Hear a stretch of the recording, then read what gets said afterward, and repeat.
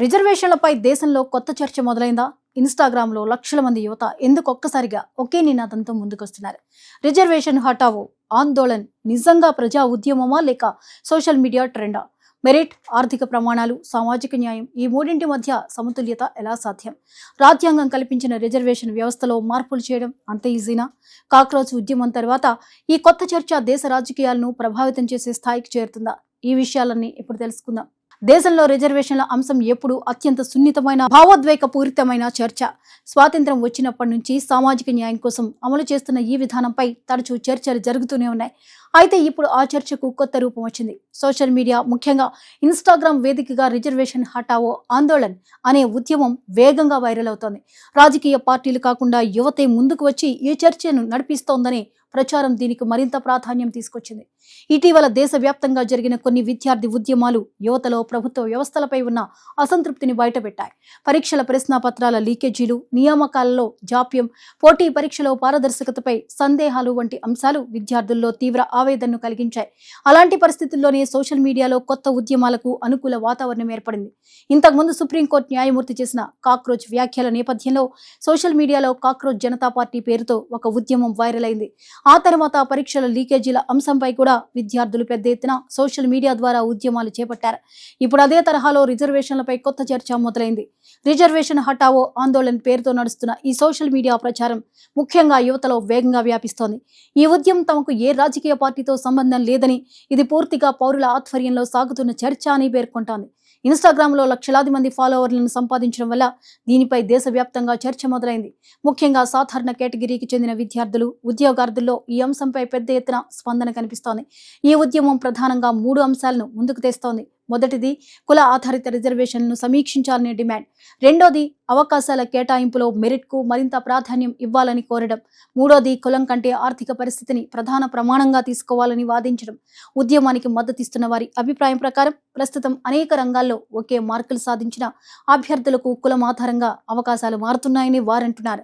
ఆర్థికంగా బలంగా ఉన్న కుటుంబాలు కూడా రిజర్వేషన్ ప్రయోజనాలు పొందుతున్నాయని, నిజంగా పేదరికంలో ఉన్న సాధారణ వర్గాల విద్యార్థులు వెనుకబడుతున్నారని వాదిస్తున్నారు. అందుకే కులం కాకుండా ఆదాయం, ఆర్థిక పరిస్థితి, విద్య, వెనుకబాటుదనం వంటి అంశాలను పరిగణలోకి తీసుకోవాలని కోరుతున్నారు. కొంతమంది ఉద్యమకారులు మరో అడుగు ముందుకేసి అధికారిక దరఖాస్తుల్లో కుల వివరాలు అడగడాన్ని కూడా క్రమంగా తగ్గించాలని సూచిస్తున్నారు. క్రిమిలేయర్ నిబంధనలను మరింత కఠినంగా అమలు చేయాలని, ఒకే కుటుంబం తరతరాలుగా రిజర్వేషన్ ప్రయోజనాలు పొందకుండా సంస్కరణలు తీసుకురావాలని డిమాండ్ చేస్తున్నారు. అయితే ఈ వాదనకు మరోవైపు బలమైన ప్రతివాదన కూడా ఉంది. రాజ్యాంగం రూపొందించినప్పుడు రిజర్వేషన్ల ఉద్దేశం కేవలం పేదరిక నిర్మూలన కాదు. శతాబ్దాలుగా సామాజిక వివక్షకు గురైన వర్గాలకు విద్య, ఉద్యోగాలు, రాజకీయాల్లో ప్రాతినిధ్యం కల్పించడం ప్రధాన లక్ష్యం. అందువల్ల రిజర్వేషన్ అనేది కేవలం ఆర్థిక సహాయం కాదని, సామాజిక న్యాయం సాధించే ఆరోగ్యపరమైన సాధనమని అనేక మంది నిపుణులు చెబుతున్నారు. భారత రాజ్యాంగంలోని నిబంధనలు సామాజికంగా, విద్యాపరంగా వెనుకబడిన వర్గాలకు ప్రత్యేక అవకాశాలు కల్పించడానికి ప్రభుత్వానికి అధికారం ఇస్తాయి. అందువల్ల రిజర్వేషన్ వ్యవస్థకు రాజ్యాంగ పరిరక్షణ ఉంది. దీన్ని పూర్తిగా రద్దు చేయాలంటే లేదా మౌలికంగా మార్చాలంటే చట్టపరమైన, రాజ్యాంగపరమైన అనేక ప్రక్రియలు అవసరం. రిజర్వేషన్కు మద్దతు ఇచ్చేవారు మరో ముఖ్యమైన అంశాన్ని ప్రస్తావిస్తున్నారు. దేశంలో కుల వివక్ష పూర్తిగా అంతరించిపోలేదని వారంటున్నారు. విద్య, ఉపాధి, భూమి యాజమాన్యం, సామాజిక ప్రాతినిధ్యం వంటి అనేక రంగాల్లో ఇప్పటికీ అసమానతలు కనిపిస్తున్నాయని వారి వాదన. అలాంటి పరిస్థితుల్లో రిజర్వేషన్లను తొలగించడం వల్ల సామాజికంగా బలహీన వర్గాలపై మరింత ప్రతికూల ప్రభావం పడే అవకాశం ఉందని హెచ్చరిస్తున్నారు. ఈ చర్చలో మెరిట్ అనే పదం కూడా ఎక్కువగా వినిపిస్తోంది.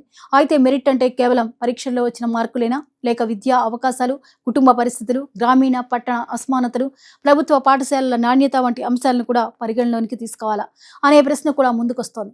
సమాన అవకాశాలు లేని సమాజంలో మెరిట్ని ఎలా కొలవాలనే అంశంపై విద్యావేత్తల మధ్య చాలా కాలంగా చర్చ కొనసాగుతోంది.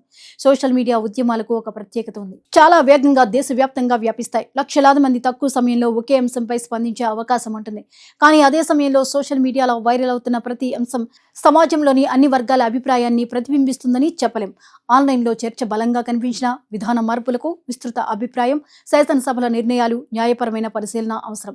ఈ ఉద్యమం ముందు అనేక సవాళ్లున్నాయి. మొదటిది రాజకీయ సవాలు. రిజర్వేషన్ల అంశం దాదాపు ప్రతి రాజకీయ పార్టీకి కీలకమైంది. ఏ పార్టీ కూడా ఈ అంశంపై తీసుకునే నిర్ణయం దేశవ్యాప్తంగా ఎన్నికలపై ప్రభావం చూపే అవకాశం ఉంటుంది. అందువల్ల రాజకీయ సమ్మతి లేకుండా పెద్ద మార్పులు రావడం కష్టం. రెండోది న్యాయపరమైన సవాళ్లు. రిజర్వేషన్ వ్యవస్థపై గతంలో అనేక తీర్పులు వెలువడ్డాయి. సుప్రీంకోర్టు వివిధ సందర్భాల్లో పరిమితులు, ప్రమాణాలు, క్రిమి లేయర్ వంటి అంశాలపై స్పష్టమైన మార్గదర్శకాలు ఇచ్చింది. కొత్త మార్పులు కూడా న్యాయస్థానాల పరిశీలనను ఎదుర్కోవాల్సి ఉంటుంది. మూడోది సామాజిక సవాలు. భారతదేశం వంటి వైవిధ్యభరిత సమాజంలో ప్రతి వర్గం ఆందోళనలను పరిగణలోకి తీసుకోకుండా తీసుకునే నిర్ణయాలు కొత్త వివాదాలకు దారితీయొచ్చు. అందుకే నిపుణులు మధ్య మార్గాన్ని సూచిస్తున్నారు.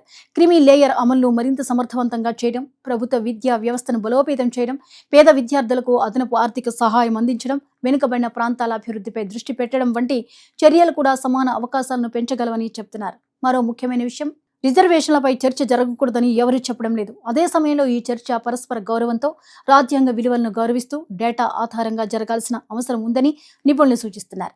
భావోద్వేగాలు, సోషల్ మీడియా ట్రెండ్లు మాత్రమే ప్రజా విధానాలకు ఆధారం కావు. విశ్వసనీయ గణాంకాలు, సామాజిక అధ్యయనాలు, అన్ని వర్గాల అభిప్రాయాలు కూడా సమానంగా ముఖ్యం.